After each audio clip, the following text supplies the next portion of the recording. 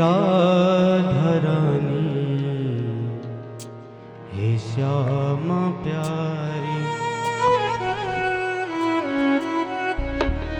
हे लाडली सुध लीजे हमारी, हे राधारानी हे श्यामा प्यारी, हे लाडली सुध लीजे हमारी, हे राधारानी हे श्यामा प्यारी। कभी होगी मोह पे कृपा तुम्हारी, हे राधारानी हे श्यामा प्यारी।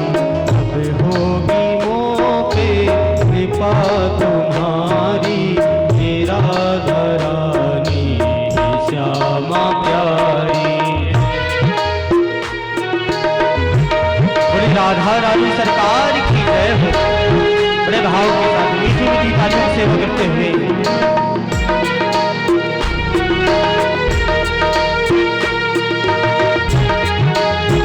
हरि बोल।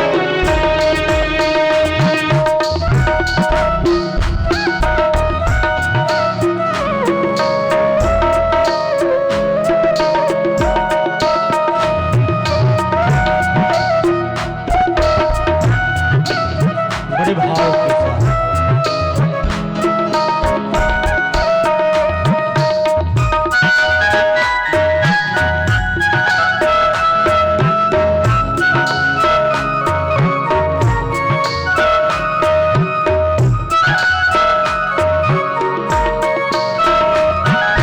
तेरे बिना कोई नहीं है मेरा, मुझे सहारा समाजू तेरा।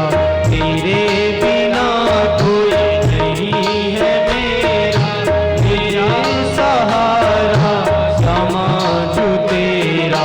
क्षमा करो जो गई चूके भारी, तेरा राधारानी श्यामा प्यारी। क्षमा करो जो गई चूके भारी, हे राधारानी हे श्यामा प्यारी। हे लाडली सुध लीजे हमारी, हे राधारानी हे श्यामा प्यारी।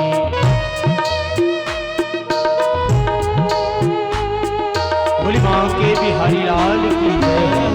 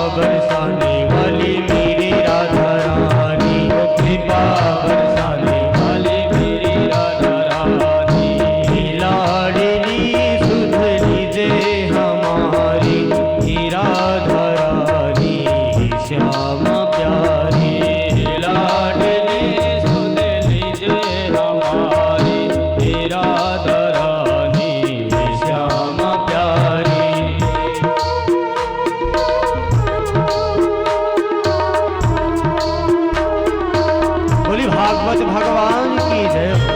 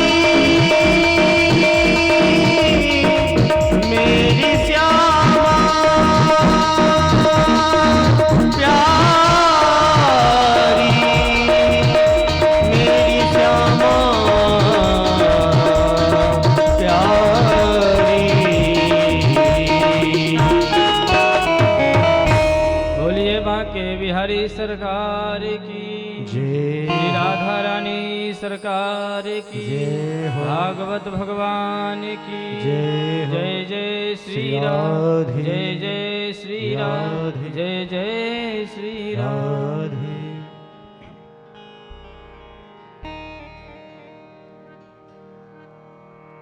कल भगवान कुंडनपुर में पहुंच करके राजा भीष्मक की पुत्री श्री रुक्मिणी मैया से अपना प्रथम विवाह संपन्न करते हैं। सुखदेव जी महाराज कहते, राजन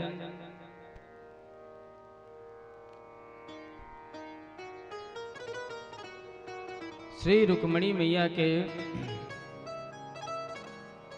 प्रथम पुत्र के रूप में श्री प्रद्युम्न जी महाराज जन्म लेते हैं, लेकिन जन्म लेते ही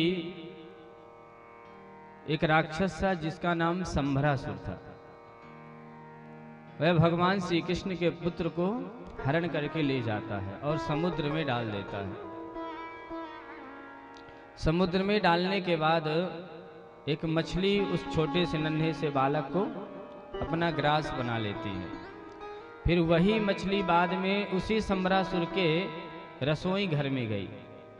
जब उस मछली को काटा गया तो सुंदर सा बालक निकलता है। वहां पर एक विद्यावती नाम की दासी रहती थी रसोई घर में। उस बालक की सेवा करती है, बड़ा करती है।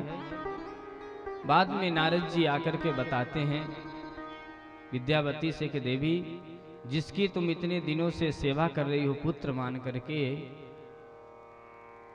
ये भगवान श्री कृष्ण का प्रथम पुत्र प्रद्युम्न है। पिछले जन्म में तुम्हारा पति कामदेव था, इस जन्म में प्रद्युम्न बन करके आए हैं। विद्यावती पूर्व जन्म में रति थी, कामदेव की पत्नी। भगवान भोलेनाथ के द्वारा जब कामदेव जल करके भस्म हो गया था, भगवान भोलेनाथ जब रति भगवान भोलेनाथ से क्षमा याचना करती है कि प्रभु मेरे पति मुझे कब प्राप्त होंगे, तब भगवान शंकर जब यदुवंश में जब भगवान श्री कृष्ण का अवतार होगा, उनके प्रथम पुत्र के रूप में ही तुम्हारा पति कामदेव आएगा। वही कामदेव प्रद्युम्न जी के रूप में आज विद्यावती यानी रति को प्राप्त होते हैं। संभरासुर का वध करके प्रद्युम्न जी महाराज पुनः द्वारिका पहुंचते हैं। इस बीच में भगवान श्री कृष्ण के 16,107 विवाह और हो चुके थे। राजा परीक्षित कहते हैं, महाराज भगवान के अन्य विवाहों का वर्णन आप विस्तार से करिए। सुखदेव जी कहते हैं, राजन भगवान का दूसरा विवाह जामवती जी के साथ होता है। द्वारिकापुरी में एक राजा थे जिसका नाम था सत्राजित। सत्राजित भगवान सूर्य का उपासक था। भगवान सूर्य प्रसन्न होकर के उसको समयंतक मणि देते हैं। समयंतक मणि एक दिन में 8 भार सोना देती थी, इसलिए उसका बड़ा महत्व था। उसी मणि को पहन करके एक दिन सत्राजित का भाई प्रसेन जंगल में जाता है शिकार खेलने के लिए। जंगल में प्रसेन को उस मणि को धारण किए हुए सिंह देखता है, तो प्रसेन को मार करके वह शेर उस मणि को ले लेता है। इसके बाद उसी सिंह को मार करके श्री जामवंत जी उस मणि को ले लेते हैं और अपनी पुत्री जामवती को दे देते हैं। इधर जब बहुत दिन तक प्रसेन लौट करके नहीं आया, तो सत्राजित ने कहा अपनी पत्नी से कि लगता है कि भगवान द्वारिकाधीश श्री कृष्ण ही मेरे भाई को मार करके और समयंतक मणि चुरा लिए हैं। धीरे धीरे यह बात पूरी द्वारिकापुरी में फैल जाती है। भगवान पता लगाते हैं, जंगल में जाते हैं, सिंह मारा पड़ा था, प्रसेन मारा पड़ा था, लेकिन समयंतक मणि नहीं थी। आगे बढ़ते हैं, पैरों के चिन्हों के सहारे एक गुफा में जाते हैं। वहां पर जामवती जी उस मणि के साथ खेल रहे थे। जामवंत जी से 27 दिन तक भगवान युद्ध करते हैं। 28वें दिन जामवंत जी पहचान गए। कहते हैं, नाथ मैं आपको पहचान गया, आप हमारे अयोध्या नाथ श्री राम हैं। इस जन्म में आप द्वारिकाधीश कृष्ण बन करके आए हैं। कैसे आना हुआ नाथ भगवान बताए कि हमें समयंतक मणि लेनी है। जामवंत जी बोले कि प्रभु आपको तो पता है कि जो वस्तु एक बार अपनी पुत्री को एक पिता दे देता है तो उससे फिर कभी लेता नहीं है। तो ये समयंतक मणि तो मेरी पुत्री के पास है। अगर आपको समयंतक मणि चाहिए तो मेरी पुत्री भी आपको स्वीकार करना पड़ेगा और दहेज के रूप में आप समयंतक मणि ले लीजिए। भगवान ने कहा ठीक है। तो भगवान जामवती जी को साथ में विवाह करके अयोध्या द्वारिकापुरी लेकर के आते हैं। इस प्रकार भगवान का दूसरा विवाह श्री जामवती जी के साथ होता है। इसी सत्राजित की पुत्री थी जिसका नाम सत्यभामा था। जब भगवान समयंतक मणि लेकर के आए सत्राजित को वापस कर दिए तो सत्राजित को बहुत पश्चाताप हुआ और उसकी जो पुत्री थी सत्यभामा भगवान श्री कृष्ण से प्रेम करती थी। तो सत्राजित ने अपनी पुत्री सत्यभामा का विवाह भगवान श्री कृष्ण से कर देता है। इस प्रकार भगवान के 3 विवाह हो जाते हैं।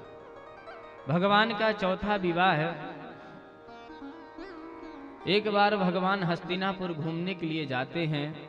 अर्जुन के साथ हस्तिनापुर में घूम रहे थे कि देखते हैं कि कोई कन्या तप कर रही है। भगवान अर्जुन से कहते हैं कि मित्र जरा पूछो तो सही जाकर के कि किसके लिए ये पूजा कर रही हैं। अर्जुन जाते हैं, पूछते हैं कि देवी आप कौन हैं, इस जंगल में किसके लिए क्या प्राप्त करने के लिए आप तप कर रही हैं। कन्या कहती है कि अहम देवस्य सवितुर दुहिता पतिम इच्छति। हे अर्जुन, मैं सूर्य देव की पुत्री हूँ, यम की बहन हूँ, मेरा नाम कालिंदी है, यमुना। मैं भगवान द्वारिकाधीश को अपने पति रूप में पाना चाहती, इसलिए तप कर रही हूँ। अर्जुन भगवान के पास आते कहते हैं नाथ आपके लिए ये तप कर रही है। और वहीं पर भगवान का चौथा विवाह कालिंदी के साथ होता है। भगवान का 5